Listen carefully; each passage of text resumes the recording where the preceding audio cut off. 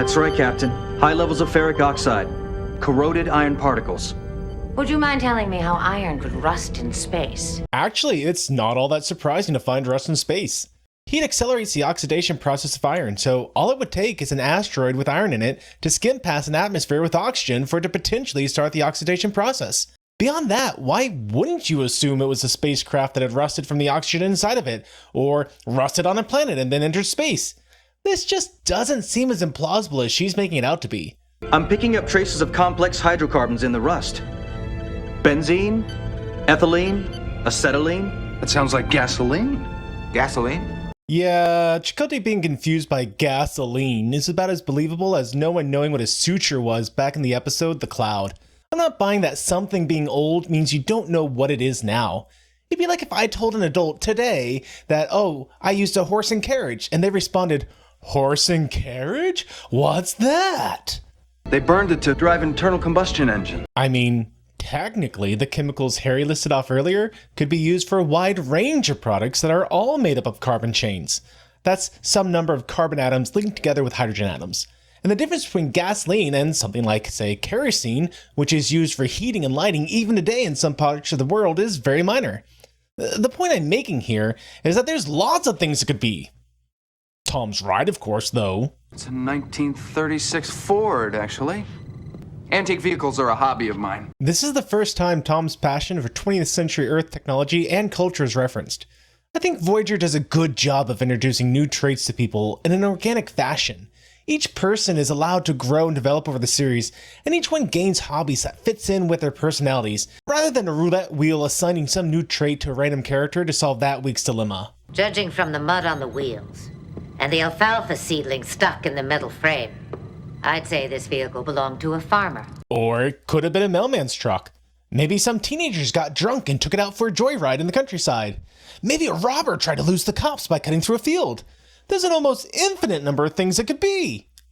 Janeway's right, of course, though.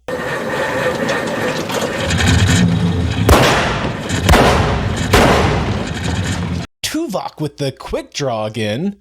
Of course, there's no way that battery would still have a charge left, or there'd still be gas in the tank. Gasoline starts to go bad after a couple months, maybe a year being left alone as the hydrocarbons evaporate. What's that? That is an amplitude modulation receiving device. Okay, so everything up to this exact moment has just been filler. We needed a way to get the crew to the planet, but as Harry's about to tell us, Starfleet doesn't monitor the frequencies that AM and FM signals occupy, and that makes sense to me. It's bound to be an extremely cluttered and noisy spectrum. The solution was to have this old car lost in space. But why is it in space? We're never given a reason for that, and as a result, this is a poor setup for the central plot of the episode to me. We could land the ship. Are you sure that's necessary? Someone on this planet is sending out a distress call. Technically, you don't know they're even sending a distress signal. All you know is there is a repeating signal that sounds like a distress signal. It's still worth the risk, but there's a lot of assumptions being made in this episode, and somehow all of them are correct. Mr. Paris, prepare the ship for landing. This landing sequence was one of the coolest things I remember about Star Trek when I was a kid. It was right up there with the episodes of TNG when the saucer section separated. It almost never happened, so the times it did had me awestruck. This is going to be the first of 5 times we'll see Voyager land, and yeah, it doesn't really make a lot of sense, but my stance is the same as when I was a kid. I don't care. That was awesome. Landing struts down and locked. Chevron 7, locked. 2 teams. Chakotay, yours investigates the power source. Tuvok, Kim, you're with me. This is a weird perspective shot. It's hard to appropriately display how large Voyager would actually be, while at the same time keeping the crew members recognizable in this shot. My God.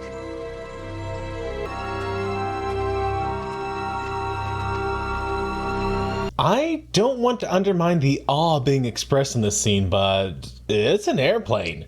Just because we're on an alien world doesn't mean physics operates differently. Though that would be a cool concept for an episode. And aluminium is going to be fairly ubiquitous throughout the galaxy, so the basic shape and material of a plane should actually be fairly consistent for all bipedal life. This is not something worth being amazed about yet. What about the power source? Somehow I find it hard to believe the battery on this aircraft has been running for 400 years. Yeah, she's right. I'm glad to see them acknowledging that. Now, if they would just explain the truck in space. It appears to be some sort of mine shaft. I'd like to bring out another security detachment before we go inside. Good idea. I'll join you. Janeway out. Apparently, one Janeway is equal to an entire security detachment. Who knew? I'm picking up something directly ahead. Some kind of power signature, fusion-based. This is a small line that ties into Ensign Kim's discovery about the SOS signal being powered by a fusion-based device. It creates a link in your mind that the same people that set up the SOS also set up whatever we're about to see. And I like how in subsequent viewings you realize that you were wrong in that assumption.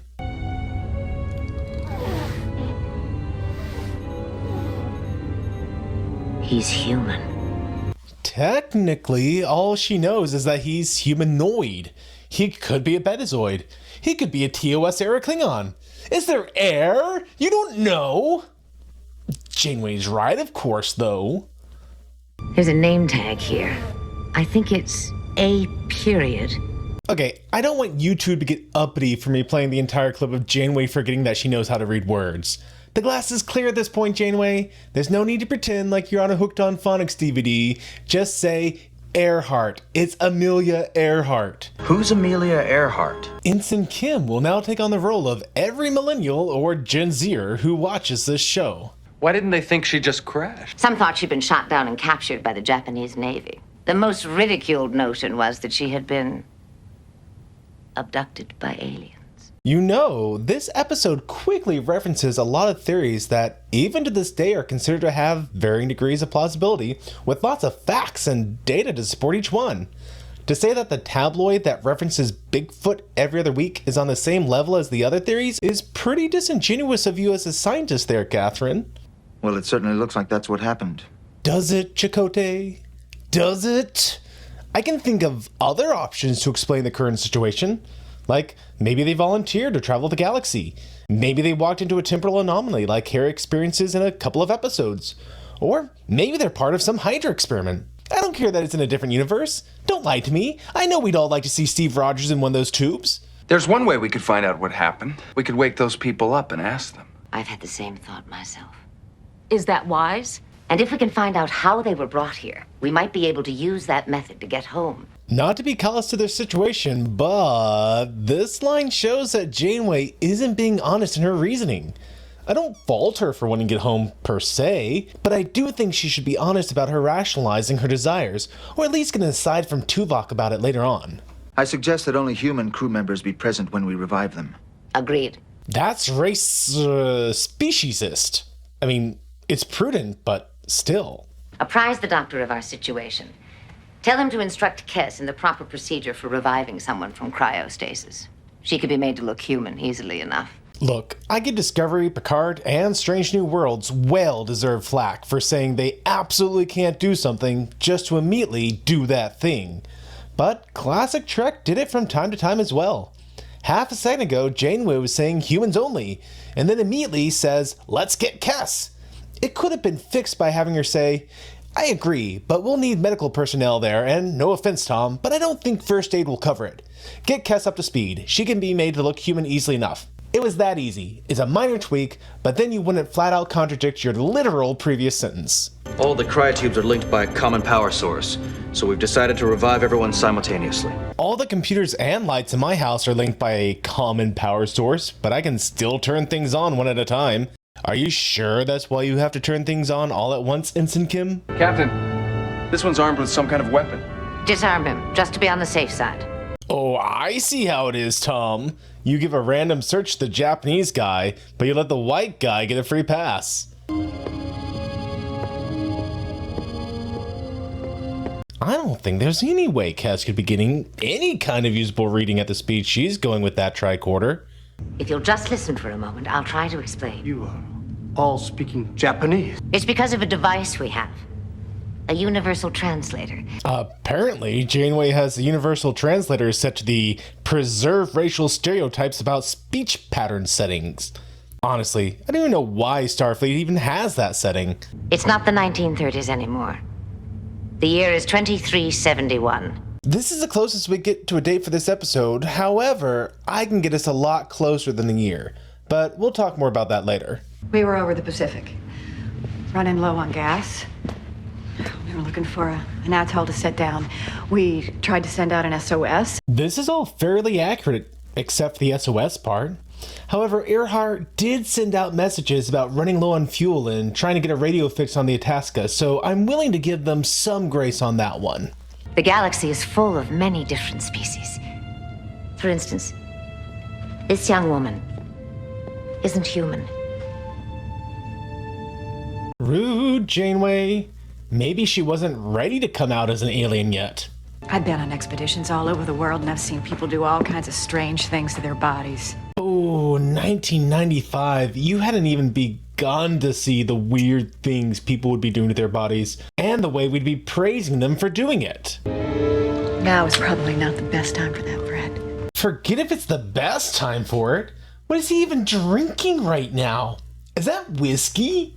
After 400 years in a poorly sealed metal flask, would there be anything left? And anything that was left would be just the worst. Starship. That's supposed to mean it flies through space. That's right.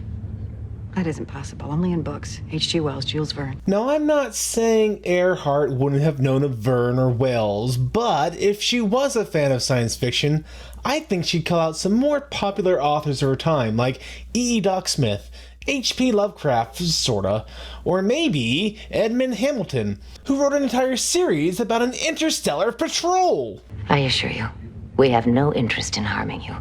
We took you out of stasis to help you. Let's not go rewriting history now, Janeway.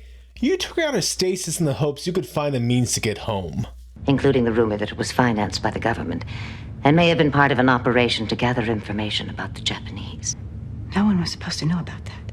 Yeah, this is another one of those tabloid special theories.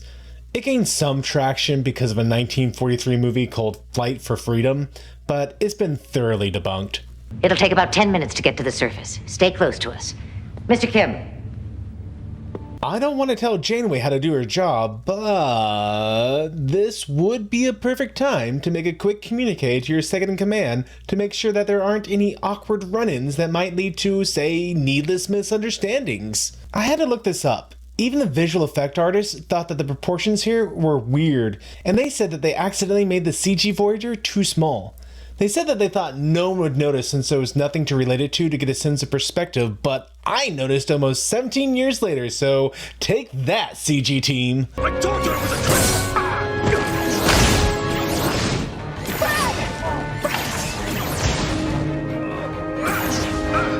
Huh. White guy's a self-entitled, misogynistic drunkard that the show takes the first chance it gets to put a bullet through just to have a minority save him? Maybe Star Trek has been woke for a lot longer than we thought. Turn around slowly.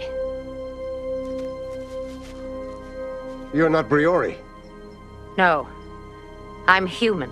Okay, so we don't ever see the Briori, and for all I know, they, like many species throughout Trek, look basically like a human. And yeah, they did start firing on the crew of the Voyager when they were still a long way off, but at the same time, he can instantly recognize that Janeway is not a Briori at a single glance from up close. I get the feeling they were so trigger happy, they would have opened fire even on the Horta before they realized they weren't a Briori. He's not responding to the treatment. The alcohol level in his blood is so high, it's inhibiting the repair to his circulatory system. He had a single metal flask, people. A single metal flask. Just let me die in peace.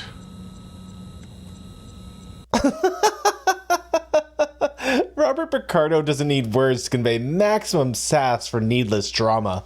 You went into the shrine. You stole the 37s from the sacred altars. And you disturbed the radio signal that we have been so careful to preserve. You know, not every idea really stands up to scrutiny. Here you have a group of people that is over 100,000 people spread across 3 cities with technology that at least appears to be more advanced than our own technology in real life. And yet, at the same time, they worship people that they know for a fact are their ancestors in cryotubes. It's like Galaxy Quest. You can't have your people so incredibly smart and at the same time so mind-numbingly clueless. What do they think this is? Reality? The 37s were brought here over 15 generations ago. They abducted over 300 people from Earth in the year 1937. And now, there are over 100,000 of us. This speech tells us a lot, actually. 15 generations ago would put things in the 1937 range, counting back from the year 2371. If 300 people were abducted, though, then over 15 generations, with an average population growth of 2%, which would match the average growth rate of reality, then they should have a population of 2.2 million people. That means that the revolt was probably within a handful of generations, and it left the human population absolutely decimated in the truest definition of the word. I think it also shows that the Briori was either a race on decline, such that 2.2 million people could wipe them out, or that this world was in fact only a single remote settlement, and that the 300 slaves were abducted as a slave labor force for a new colony, meaning that the Briori still exist somewhere out there in the Star Trek universe. How fast? Warp 9.9. In your terms, that's about 4 billion miles a second. Tom should leave the math to Harry. Under the TNG warp scale, warp 9.9 is actually roughly 560 million miles per second, not 4 billion. And seeing that they use the TNG scale fairly accurately throughout Voyager, I don't think it's supposed to be that Voyager's warp 9.9 is 7 times faster than the Enterprise's warp 9.9. Captain's log, stardate 48975.1. You know, I try to watch these episodes at least once before I make my recordings, where I take some minor notes and just organize my thoughts. And yet somehow, despite that, I got in my head that the stardate just wasn't mentioned in this episode. I had a huge section at the end of this where I worked out the stardate based on clues from season endings and beginnings and other episodes, and I was only a week off in my final estimation. Which, when you stop to think about it, is basically a fancy way of me congratulating myself for being completely wrong. Evansville has offered to let any of our crew stay. You may have a problem if a lot of people want to stay. I know that. Okay, they're building up to something at the end of this episode, which I think is great. But I also think this is an awesome concept. The crew of Voyager know that this is a lifetime-long journey under ideal circumstances. It would have been fascinating to see a character willing to choose to stay somewhere and not have some set of circumstances force them back on Voyager by the end of the episode.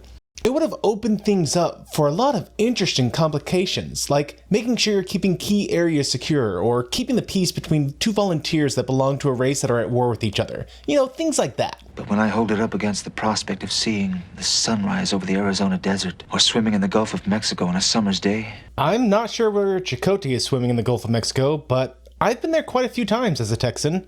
They were fun outings, don't get me wrong, but the water's muddy, the waves are weak, and there's so much oil under it that you'd occasionally get oil balls that would just pop up. And this was way before there was any drilling going on in it. My point is, it's hardly something to risk life and limb just to get back to. We have 152 men and women on this ship. This is a huge revelation. So far, I've been limiting my death counter to people in positions that I could absolutely confirm. We know Voyager had a starting crew complement of 141, and back in the second overthinking episode I did, I was generous and said the Maquis ship had 50 people on it, though other unofficial sites keep that number closer to 30. Assuming that all 30 to 50 Maquis members survive, then Voyager should have a crew complement of 171 to 191 people, but instead, we just found out that they only have 152 people. So at minimum, Voyager has lost 19 people, and at most they have lost 39 people. That means they lost a quarter of their original crew almost immediately on coming to the Delta Quadrant. Could we operate Voyager with 75 crew members? I doubt it. In fact, I don't think we could operate the ship with fewer than 100. I don't think this comes up in the series, but I'm just going to make a note of this number for later. They deserve to make the choice for themselves. That's a tough call to make, but I really respect Janeway's decision here. I don't want to lose anyone. We've all been through so much together, it just wouldn't seem right. No matter what happens, we'll make it.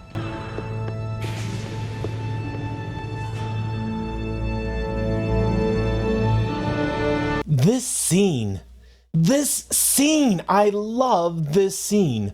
I love that leading up to it, we have this back and forth between Janeway and Chakotay about who might leave. I love that even Harry was tempted to stay on this little slice of home. And then this emotional swell we see Kate Mulgrew deliver as she surveys the empty cargo bay, followed by her setting her jaw and getting back to work. The way the music lifts as everyone gets to the work of heading back home. I love every last bit of it. The only downside to this moment was it belonged quite literally at the end of Season 1. The 37s, along with Projections, Elogium, and Twisted, were all shot to be part of Season 1, and personally, I watched Season 1 ending with Projections, then Elogium, then Twisted, and capping it all off with the 37s for it to land the way it was intended to land.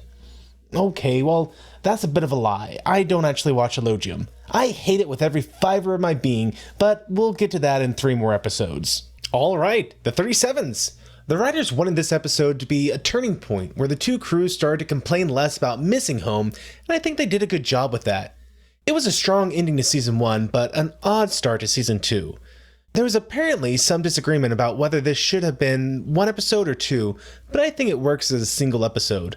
It's hard to imagine them drawing this out to be a 2-parter, and honestly, there are some parts of this episode that start to feel a little long in the tooth before it finally moves on. It also comes off very reminiscent of the TNG Season 1 finale, The Neutral Zone, where the Enterprise finds some people in cryogenic suspension from the late 20th century, and how they have to adapt to life in modern times. In Voyager's defense, however, in the Neutral Zone, the people from the past and how they reacted was really the central focus in the episode, and in the 37s, they were more of a MacGuffin that saw the plot happen around them, but not really to them. And if I'm going to say that the 37s was reminiscent of the Neutral Zone, then I also have to say that the Neutral Zone was itself reminiscent to the TOS episode Space Seed, and how far back do we really want to go to get to a truly original idea? Anyways, back to the 37s.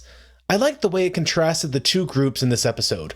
On the one hand, you had the 37s and those who were abducted with them, and on the other, you had the crew of the Voyager. Both of them were abducted by a more powerful alien race for their own selfish purposes, and were then left here in the Delta Quadrant. However, unlike the 37s or their descendants, the crew of the Voyager remains committed to making their way home.